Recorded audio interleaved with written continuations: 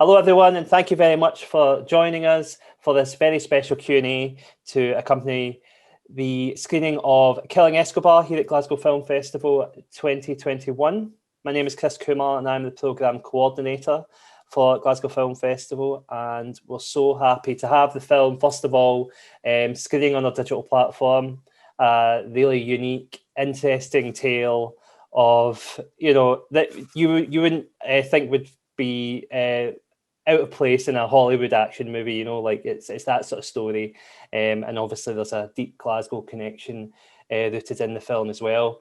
I'm absolutely delighted to have the director of the film joining me today. David Whitney is here. He has screened films at Glasgow Film Festival in the past, so we're so happy to have him back once again. I'll just open the floor to David just to say hello and yeah, how are you doing? Very well, thank you. Yeah, still in the edit suite in Glasgow. Just finishing off the audio mix and the online grade of the film. But I've been up here on and off now for about 6 months. Unfortunately, not been able to get out much and see Glasgow. But it's been great. It's been a really rewarding time. Thanks for having us in the festival. No, it's our pleasure, honestly. So just starting off with the film, I mean, how did you come to learn about the story and how did you get involved with the project? I first heard about Peter McAleese a long time ago. I think around sort of 1994, 95, I bought his book for my dad, and with the full intention that I was going to read it as well. And then I got into the industry in sort of 98, 99. And by around 2002 or 3, I was looking I'd made my first TV documentaries in about 2000 and 2001. And I was looking to do more documentary work. And this story came back to me and I thought, well, this make a great film. And I pitched it around and it had some interest from Channel 4. There was a production company in Manchester that were interested, but ultimately it didn't go anywhere. So I put it to the back of my mind and got on with my career and my life. And then in the last sort of 3 or 4 years, I was looking for something to do. Another film to make, and I thought, yeah, somebody's got to make this. I can't believe nobody's done it yet. Nobody else has come along and thought to do this. It's an incredible story.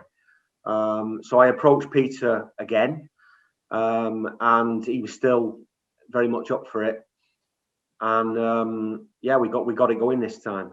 The landscape had changed a lot. I mean, back in 2003 or 4, when I was first pitching this, big feature docs weren't, I mean, they existed, but they weren't as prevalent as they are now. The emergence of Netflix and the resurgence of big feature docs really helped kick this off. I mean, this was kind of a big budget thriller documentary.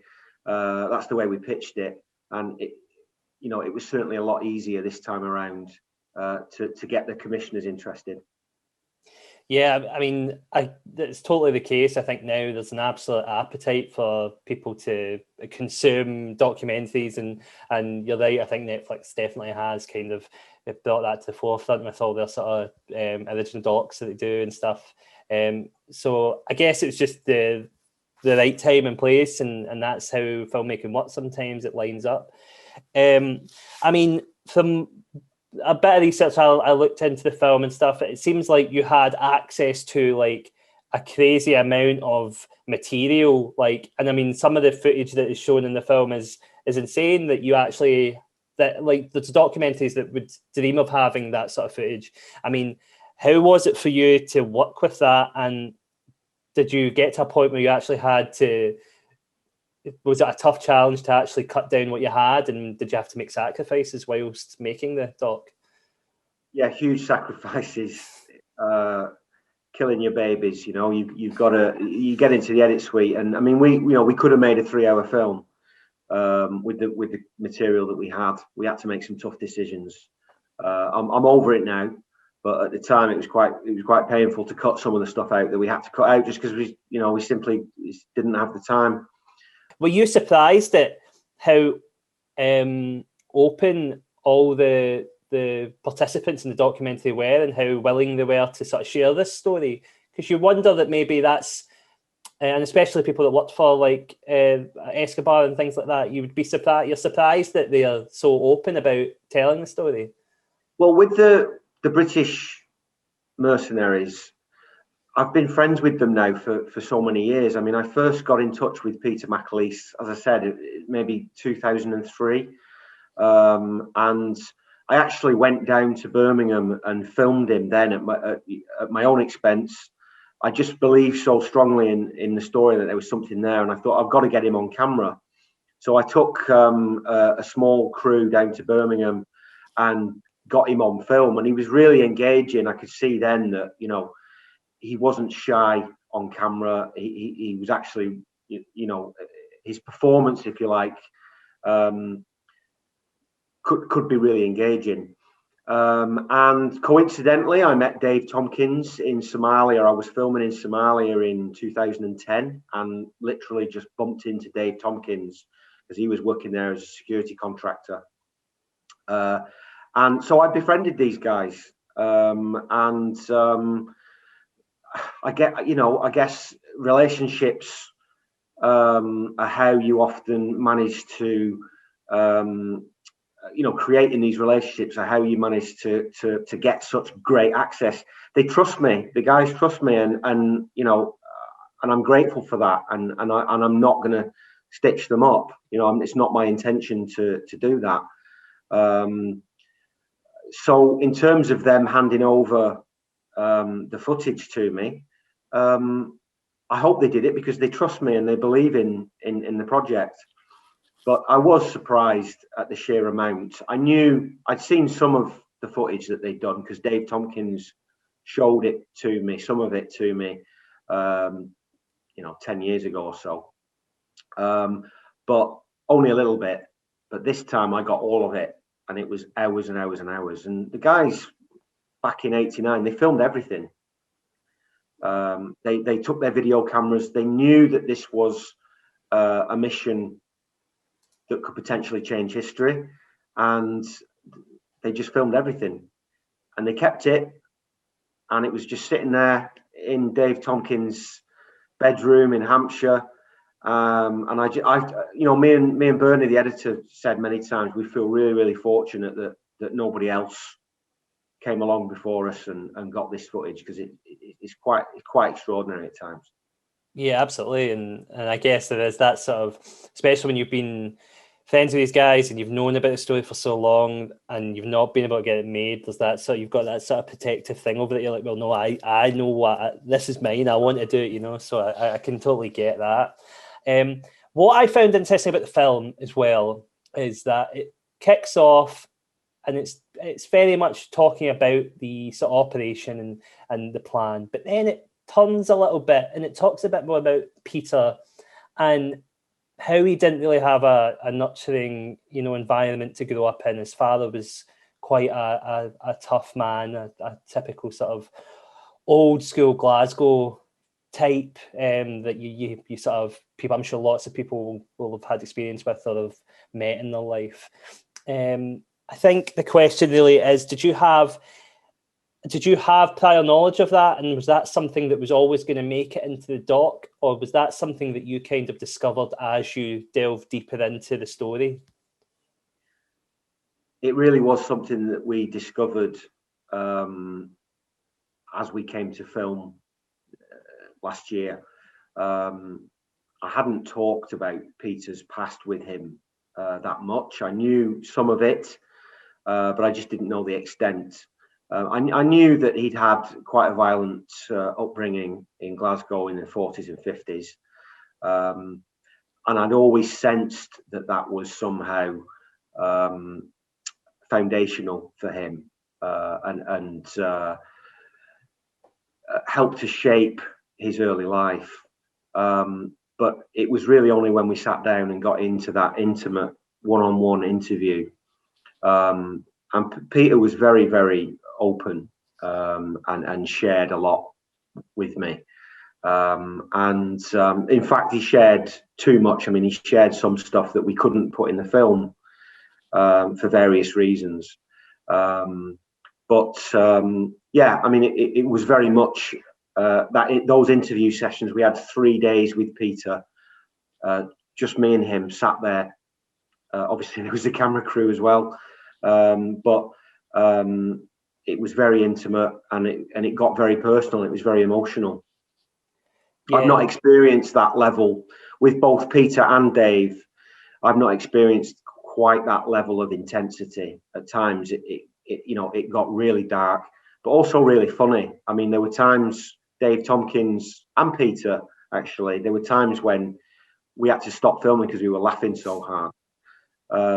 Some of the stuff that, these guys are old school and they don't care what they say or who they offend. And I quite like that. And so it was very funny, but yeah, I mean, it was also really, really intense and emotional. Yeah, I think you can tell they've got that specific sort of sense of humour that shines through. You touched there on just how they obviously, you said they don't care about what they say, and that's I think classic of people from certain generations. Morality is quite a big sort of thing that Peter talks about as well in the film. And putting aside whether or not whatever side you fall on that sort of topic, from your point of view as the filmmaker, I guess you really have to go in and be as objective as possible. But was there any part of you that was concerned about maybe some of the things that they would be coming out and saying, and I mean, yeah, just maybe some of the topics that they would touch on? Yeah, often, I can't condone mercenary activity and a lot of the things that they've done. But I know that in myself, and I just have to concentrate on telling a really good story, but also being really, really fair and nuanced. And I didn't set out to try and make a film that rips these guys apart.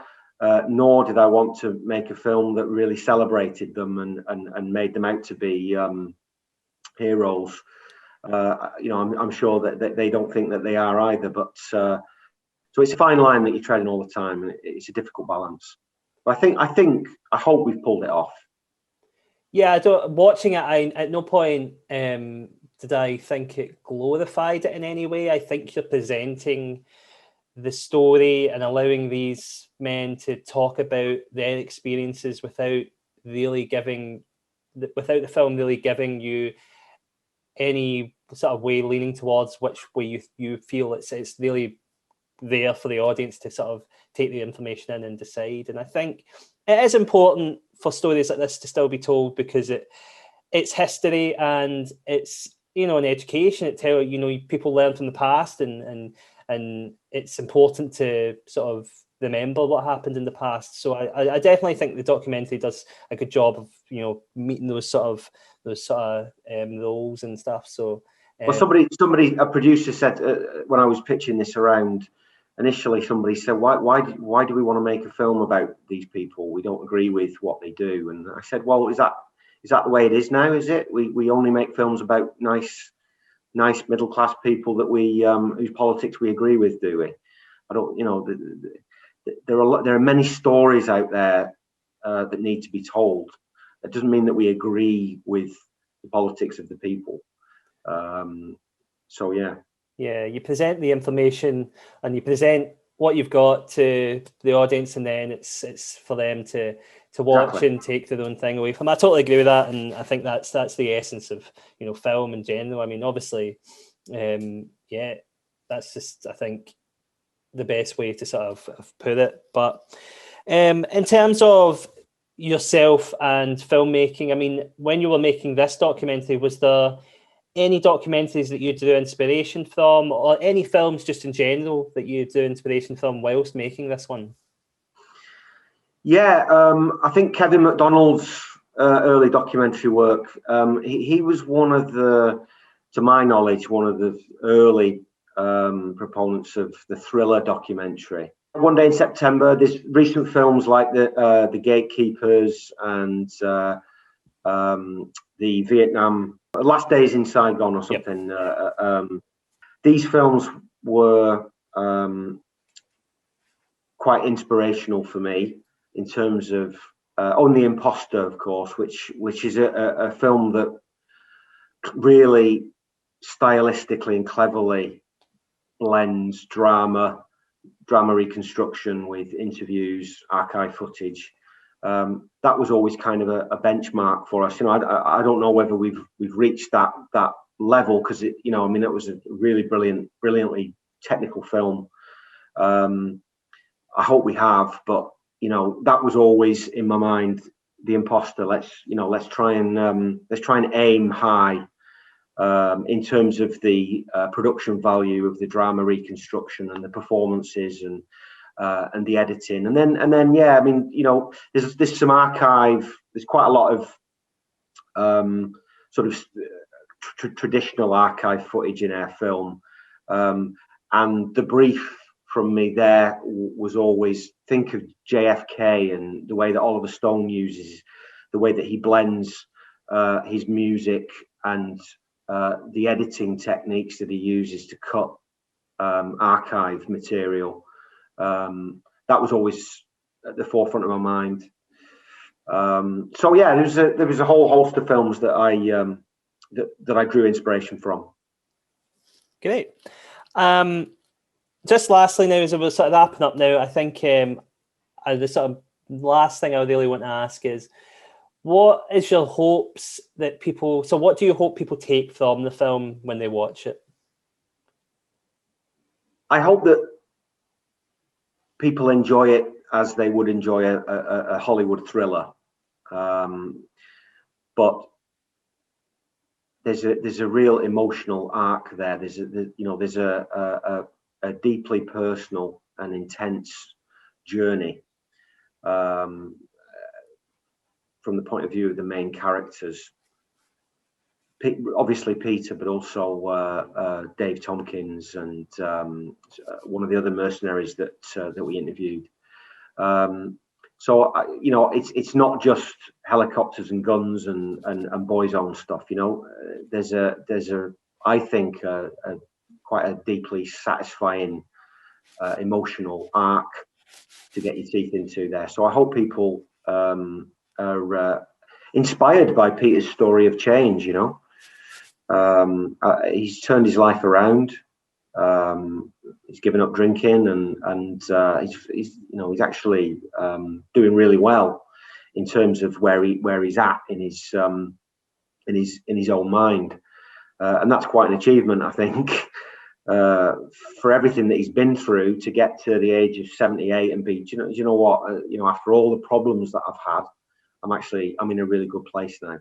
Yeah, I totally agree. I think a big part of certainly the crux of the ending is, Peter was just, I think throughout his life, he was just searching for a place to belong and trying to find contentment in his life, and you can question things and decisions that he made, but ultimately he's a human being, so you would hope that you can find some peace in what you really is at now. So yeah, I guess just lastly then, David, what is next for the film? Obviously we're screened at Glasgow Film Festival. Are you hoping is it going to be hopefully for cinema release and then maybe on to TV, or I'm not sure what the plan is, or maybe you don't know yet because obviously it's still so early? Yeah, Glasgow Film Festival first, followed by a theatrical release of about 6 weeks, I think. Although unfortunately, I don't think anyone's probably going to get to watch it in cinemas, yeah. But it will still be released through the theatrical outlets online.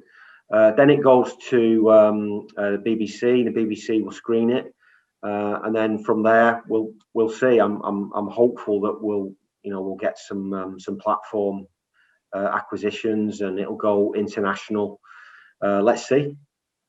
Well, fingers crossed, and that's good to know that it's definitely going to be getting out there, and people, that anyone in the audience that's watched it at Glasgow Film Festival, please let anyone know that you think might be interested in it. Share the film any way you can. I know Glasgow Film Festival will be tweeting out on our socials and stuff just to give it a little boost when it comes out in the cinema and things. So yeah, David, just thank you so much for taking the time to chat, and yeah, it was a really good conversation, I think, about the film, and you should be very happy with the way it's turned out. I think it's a excellently made film that tells a story in a really objective and good way, shall we say. So yeah, just Thanks, lastly, Len, if there's anything you want to say to the Glasgow Film Festival audience, the floor's yours. Yeah, thank you very much. This is my second time at the Glasgow Film Festival. I first came to the festival in 2010, I think, with my debut feature. So it's really great to be back. It's a wonderful festival. I'm just sorry that we can't do a Q&A and a screening in the Glasgow Film Theatre. But thank you so much for taking the film and for your support. Really appreciate it. Thank you. No problems. Thanks, David.